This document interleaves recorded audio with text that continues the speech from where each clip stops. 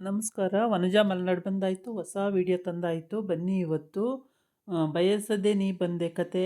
ಈ ಕತೆ ಉಷಾ ನವರತ್ನರಾಮ್ ಅವ್ರದ್ದು. ಏನು ಸ್ಟೋರಿ, ಹೇಗೆ ಮೂವ್ ಆಗುತ್ತೆ ನೋಡೋಣ ಬನ್ನಿ. ಅದಕ್ಕಿಂತ ಮುಂಚೆ ನಾನು ವಿಡಿಯೋಕ್ಕೆ ಸಬ್ಸ್ಕ್ರೈಬ್ ಮಾಡಿಲ್ಲ ಅಂದರೆ ದಯವಿಟ್ಟು ಸಬ್ಸ್ಕ್ರೈಬ್ ಮಾಡಿ, ಹಾಗೆ ಒಂದು ಲೈಕ್ ಕೊಡಿ. ಜಯಂತಿ ಯೋಚನೆಗೀಡಾದಳು. ಜಮುನಾ ಹೇಳುವುದರಲ್ಲಿ ಯಾವುದೂ ತಪ್ಪಿಲ್ಲ. ತಮ್ಮ ತಂದೆ ತಾಯಿ ಬದುಕಿರುವಾಗಲೇ ರೋಹಿಣಿಯೊಂದಿಗೆ ಸಂಬಂಧ ಬೆಳೆಸಿಕೊಂಡಿದ್ದರು. ತನ್ನ ತಾಯಿಗೂ ಗೊತ್ತಿತ್ತು. ಒಳಗೆ ಕೊರಗಿ ಸವೆಯುತ್ತಿದ್ದರು. ಆದರೆ ತಂದೆಗೆ ಎದುರಾಡುತ್ತಿರಲಿಲ್ಲ.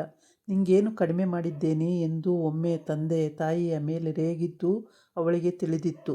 ತಂದೆಯ ಸೀಮಿತ ಅವಲೋಕನ ಅಷ್ಟೇ. ಇರಲು ಮನೆ, ಉಡಲು ತೊಡಲು, ಒಡವೆ, ವಸ್ತ್ರ ಇಷ್ಟು ಹೆಣ್ಣಿಗೆ ಕೊಟ್ಟರಾಯಿತು. ಅದಕ್ಕಿಂತ ಇನ್ನೇನು ಬೇಕು? ಅಕ್ಕರೆಯಿಂದ ಎಂದೂ ತಮ್ಮ ಮಕ್ಕಳನ್ನು ಮಾತನಾಡಿಸುತ್ತಿರಲಿಲ್ಲ. ಆದರೆ ಮಕ್ಕಳು ಏನು ಬೇಕೆಂದರೂ ತೆಗೆಸಿಕೊಡುತ್ತಿದ್ದರು. ವ್ಯವಹಾರದಲ್ಲಿ ನಿಪುಣರಾಗಿದ್ದರು. ರೋಹಿಣಿಗಾಗಿ ಒಂದು ಮನೆ, ತಿಂಗಳಿಗಿಷ್ಟು ಹಣ ಕೊಟ್ಟು ಅವಳನ್ನು ಎಲ್ಲಿಡಬೇಕೋ ಅಲ್ಲಿಟ್ಟಿದ್ದರು. ತಮ್ಮ ಸಂಸಾರದಲ್ಲಿ ಎಂದೂ ಯಾವುದಕ್ಕೂ ಪ್ರವೇಶ ಕೊಟ್ಟಿರಲಿಲ್ಲ. ಪ್ರೀತಿ, ಪ್ರೇಮ ಅಂತಹ ಭಾವನೆಗಳಿಗೆ ಎಡೆಯೇ ಇರಲಿಲ್ಲ. ಅವರ ಕೈಯಲ್ಲಿ ನುರಿತ ಸುಕುಮಾರನು ಹಾಗೆಯೇ ಆಗಿದ್ದ. ಮೊದಲಿನಿಂದಲೂ ಅಕ್ಕರೆ ಪ್ರೀತಿಯಿಂದ ವಂಚಿತಳಾಗಿದ್ದ ಜಮುನಳಿಗೆ ಸರ್ವದಮನ ಪ್ರೀತಿ ಬದುಕಿನಲ್ಲಿ ರಸಚಿಲುಮೆಯಾಗಿತ್ತು. ಅವಳು ತೊರೆಯುತ್ತಿದ್ದ ಪ್ರೀತಿ, ವಿಶ್ವಾಸ ಅವನ ಮನೆಯಲ್ಲಿ ಧಾರಾಳವಾಗಿ ಸಿಗುತ್ತಿತ್ತು. ಜಯಂತಿ ತಂದೆಯನ್ನು ಕೇಳಲು ಮೊದಲು ಸುಕುಮಾರನನ್ನೇ ಕೇಳಬೇಕೆಂದುಕೊಂಡಳು. ಸುಕುಮಾರ ಮಂಚದ ಮೇಲೊರಗಿ ಸ್ಟಾಕ್ಸ್ ಆ್ಯಂಡ್ ಶೇರ್ಸ್ನ ಮಾಹಿತಿಯೊಂದನ್ನು ತಿರುವಿ ಹಾಕುತ್ತಿದ್ದ. ಟೆಕ್ನಿಂದ ಜೋರಾಗಿ ಆಂಗ್ಲ ಜಾನ್ ಸಂಗೀತ ಹೊರಹೊಮ್ಮುತ್ತಿತ್ತು. ನಿಜ, ಸುಕುಮಾರ ನೋಡಲು ತುಂಬ ಲಕ್ಷಣವಾಗಿದ್ದ. ಯಾವ ಹೆಣ್ಣಾದರೂ ಮರಳಾಗಬಹುದಾದ ವ್ಯಕ್ತಿತ್ವ. ಜಮುನಾ ಅವನನ್ನು ಒಲಿಯದಿದ್ದರೆ ಚೆನ್ನಾಗಿರುತ್ತಿತ್ತು. ಬದುಕಿನ ಮೌಲ್ಯಗಳು ಅವನದು ತನ್ನದಂತೆಯೆಂದು ಒಂದೇ ಆದಿತ್ತು. ನಾಳೆ ತನ್ನ ತಾಯಿಯ ಸ್ಥಿತಿಯಂತೆ ಜಮುನಳದು ಆದರೂ ಆದಿತ್ತು. ತಾನೇನು ಬದುಕಿನ ಓರೆ-ಕೋರೆಗಳಿಗೆ ಹೊಂದಿಕೊಂಡೇ ಬೆಳೆದದ್ದಾಗಿತ್ತು. ಜಮುನಾ ಹಾಗಲ್ಲ. ಸುಕು, ಏನು ಮಾಡ್ತಾ ಇದ್ದೀಯಾ? ಮಾತಾಡಲಿಕ್ಕೆ ನೀನು ಸಿಗೋದೇ ಅಪರೂಪ. ಜಯಂತಿ ಅವನ ಬಳಿ ಕುಳಿತಳು. ಏನಿಲ್ಲ, ಶೇರ್ ಮಾರ್ಕೆಟ್ ನೋಡ್ತಾ ಇದ್ದೆ. ರಿಲಯನ್ಸ್ ಶೇರ್ ಹೀಗೆ ಏರ್ತಾ ಇದೆ ಗೊತ್ತಾ? ಅದರಲ್ಲಿ ಇನ್ವೆಸ್ಟ್ ಮಾಡಿದ್ದು ಒಳ್ಳೆಯದಾಯಿತು ಅನ್ಕೋತಾ ಇದ್ವಿ. ಸರಿಯಪ್ಪ, ನಿನ್ನ ಬಿಸ್ನೆಸ್ಸೇ ಮೈಂಡನ್ನ ಮೆಚ್ಚಬೇಕಾದ್ದೆ. ಅದು ಸರಿ, ನೀನು ಯಾವಾಗಲೂ ಬಿಸ್ನೆಸ್ಸು ಬಗ್ಗೆನೇ ಯೋಚಿಸ್ತಾ ಇದ್ದರೆ ಹೇಗೆ? ಏನಾದರೂ ಕ್ರಿಯೇಷನ್ಸ್ ಬೇಡವೇ? ಸ್ನೂಕರ್ ಆಡೋಕ್ಕೆ ಹೋಗ್ತೀನಲ್ಲ, ಫಿಲಮ್ ನೋಡ್ತೀನಿ, ಹಾಗೆ ಪಾರ್ಟೀಸಿಗೆ ಹೋಗ್ತೀನಿ. ಅಷ್ಟೇ ಸಾಕಾ? ಜಮುನನ ಕರ್ಕೊಂಡು ಎಲ್ಲಾದರೂ ತಿರುಗಾಡೋಕ್ಕೆ ಹೋಗೋದೇ ಇಲ್ವಲ್ಲ?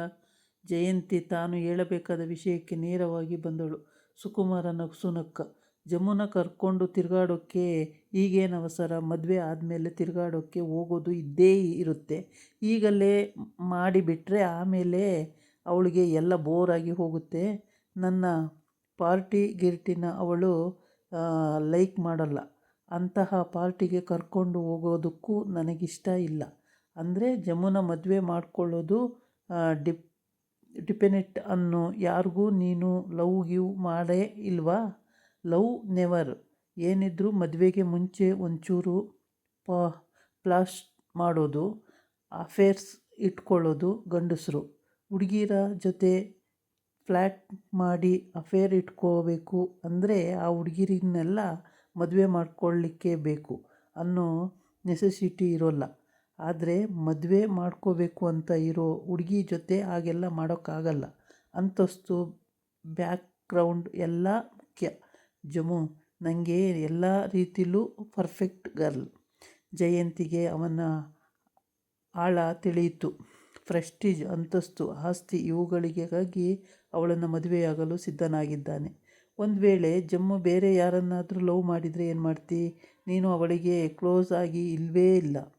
ಲವ್ ಮಾಡಿದರೆ ಮಾಡಿಕೊಳ್ಳಿ, ಅದೆಲ್ಲ 4 ದಿನದ ಫಾಸಿನೇಷನ್ನು. ಮದುವೆ ಆದಮೇಲೆ ಅದೆಲ್ಲ ಮರ್ತೋಗುತ್ತೆ.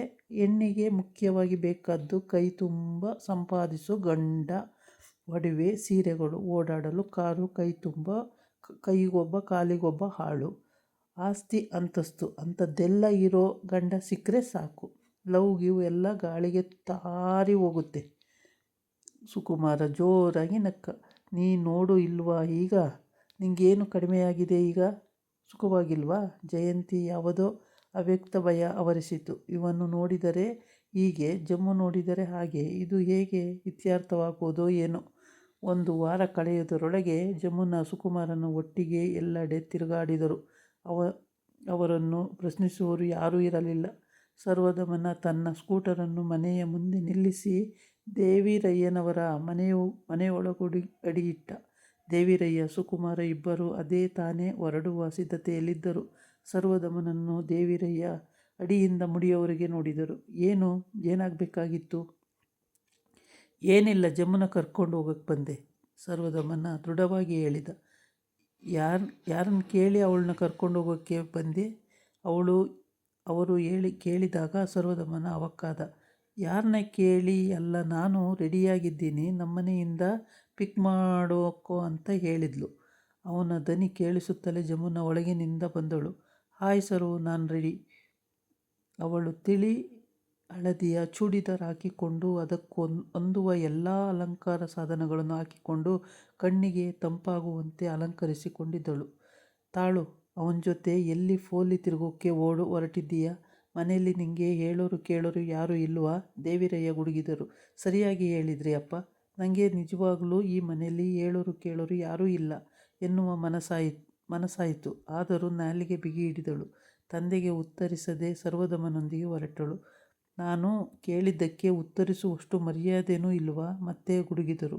ಪೋಲಿ ತಿರುಗಾಡೋಕ್ಕೆ ಅಂತ ನೀನೇ ಹೇಳಿದ್ಮೇಲಾಯ್ತಲ್ಲ, ನಾನು ಏನು ಹೇಳಿದ್ರೂ ನೀವು ಒಪ್ಪಲ್ಲ. ಬಾ ಸರ್ವ, ಆಗಲೇ ಲೇಟಾಗಿ ಹೋಯ್ತು. ಕೈ ಹಿಡಿದು ಎಳೆದುಕೊಂಡು ಜಮ್ಮುನ ಹೊರಟೇ ಬಿಟ್ಟಳು. ದೇವಿರಯ್ಯ ನೋಡುತ್ತಿರುವಂತೆಯೇ ಇಬ್ಬರು ಸ್ಕೂಟರ್ ಹತ್ತಿ ಮಾಯವಾದರು. ಏನು ನೋಡ್ತಾ ನಿಂತಿದೆಯೋ?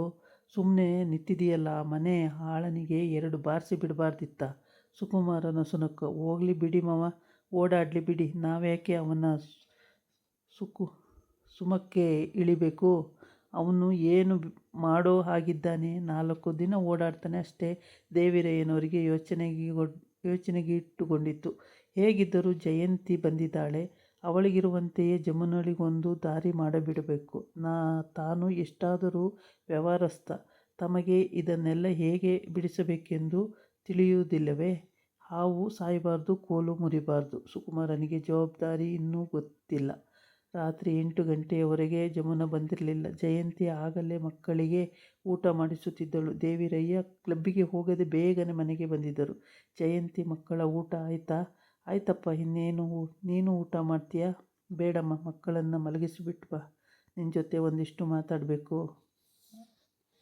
ಜಯಂತಿ ಮಕ್ಕಳನ್ನು ಮಲಗಿಸಿ ಬಂದಾಗಲೂ ಜಮ್ಮುನ ಬಂದಿರಲಿಲ್ಲ. ಏನಪ್ಪ, ಏನು ಮಾತಾಡಬೇಕು ಅಂತ ಅಂದಿಯಲ್ಲ, ಕೂತ್ಕೋ ಹೇಳ್ತೀನಿ. ಜಯಂತಿಗೆ ಆಗಲೇ ತಿಳಿಯಿತು, ತಂದೆ ಜಮ್ಮುನಳ ವಿಚಾರವನ್ನೇ ಇರಬೇಕು. ಜಮ್ಮುನ ದಿನ ಈ ಹಾಳಾದ ಹುಡುಗನ ಜೊತೆ ಹೀಗೆ ಸುತ್ತಾಡೋಕ್ಕೆ ಹೋಗ್ತಾಳ? ಆ ಹುಡುಗನ ಯಾಕೆ ಬೈತೀರಿ? ನೀವು ಅಂದ್ಕೊಂಡ ಹಾಗೆ ಅವನೇನು ಕೆಲಸಕ್ಕೆ ಬಾರದವನಲ್ಲ. ಹುಡುಗ ಚೆನ್ನಾಗಿ ಓದಿದ್ದಾನೆ, ಬುದ್ಧಿವಂತ. ಇಬ್ಬರು ಒಬ್ಬರನ್ನೊಬ್ಬರು ಇಷ್ಟಪಡ್ತಾರೆ. ಹೀಗೆ ಬಿಟ್ಟರೆ ಒಳ್ಳೆಯದೇ. ಇಬ್ಬರು ಆದಷ್ಟು ಬೇಗ ಮದುವೆ ಮಾಡಿಕೊಂಡು ಈ ಮಗಳು ತಂಗಿಯ ಪರ ವಹಿಸಿಕೊಂಡು ಮಾತಾಡುವಳು. ದೇವಿರಯ್ಯ ಒಳಗೆ ಬಿಸಿಯಾದನು. ಓದಿದ್ದಾನೆ, ಬುದ್ಧಿವಂತ,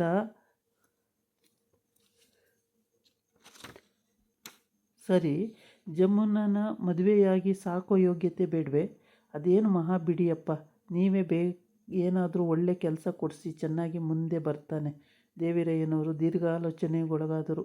ಜಮ್ಮುನ ಬಂದಾಗ ಬೈದು ಅವಳ ತಲೆ ರೇಗಿ ರಂಪ ಮಾಡಬೇಡಪ್ಪ, ಯಾಕಂದರೆ ಹಾಗೇನಾದರೂ ಮಾಡಿದರೆ ಇಬ್ಬರೂ ಹೇಳ್ದೆ ಕೇಳದೆ ಓಡಿ ಹೋಗಿ ಬಿಟ್ಟಾರು. ಜಯಂತಿ ಎಚ್ಚರಿಸಿದಳು. ಅಷ್ಟು ಹೊತ್ತಿಗೆ ಜಮ್ಮುನ ಒಳಗೆ ಬಂದಳು. ಮುಖ ರಂಗಾಗಿತ್ತು, ತಲೆ ಕೂದಲು ಅಸ್ತವ್ಯಸ್ತವಾಗಿತ್ತು. ನಿಂಗೆ 100 ವರ್ಷ ಆಯಸ್ಸು, ನಿನ್ನ ವಿಚಾರವೇ ನಾನು ಅಪ್ಪ ಮಾತಾಡ್ತಾ ಇದ್ವಿ. ಜಯಂತಿ ನಕ್ಕಳು. ಹೋಗಮ್ಮ, ಕೈಕಾಲು ಮುಖ ತೊಳೆದುಕೊಂಡು ಬಟ್ಟೆ ಬದಲಾಯಿಸಿ ಬಾ, ನಾವಿಬ್ಬರು ನಿನಗೋಸ್ಕರ ಊಟಕ್ಕಾಗಿ ಕಾಯ್ತಾ ಇದ್ದೀವಿ, ತಂದೆ ಹೇಳಿದಾಗ ಜಮ್ಮುನಳಿಗೆ ಆಶ್ಚರ್ಯ. ತಾನು ಸರ್ವ ಇಬ್ಬರು ಇಂದು ನಿರ್ಧಾರ ಮಾಡಿದ್ದುದನ್ನು ತಿಳಿಸಬೇಕೆಂದು ಬಂದಿದ್ದು. ತಾನು ಸರ್ವದಮನ ಆದಷ್ಟು ಬೇಗ ಮದುವೆ ಆಗಿಬಿಡಬೇಕು. ತಂದೆ ಒಪ್ಪದಿದ್ದರೆ ಎಲ್ಲಾದರೂ ಓಡಿ ಹೋಗಿ. ಇದಾಗಿತ್ತು ಇವತ್ತಿನ ವಿಡಿಯೋ. ನಾಳೆ ಇನ್ನೊಂದು ವಿಡಿಯೋ ಜೊತೆ ಬರ್ತೀನಿ. ನಮಸ್ಕಾರ.